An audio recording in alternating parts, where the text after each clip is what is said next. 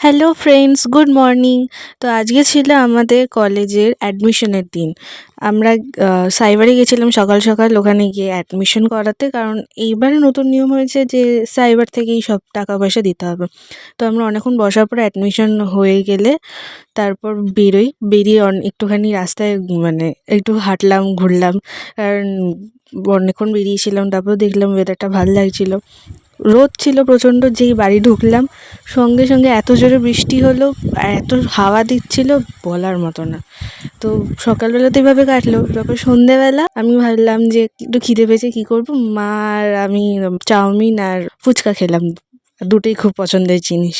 তারপরে দইও খেয়েছি, আম দই, এটা তো আরও ফেভারিট। তো এইভাবেই কাটলো। ভালো থাকবেন, থ্যাংক ইউ, টাটা।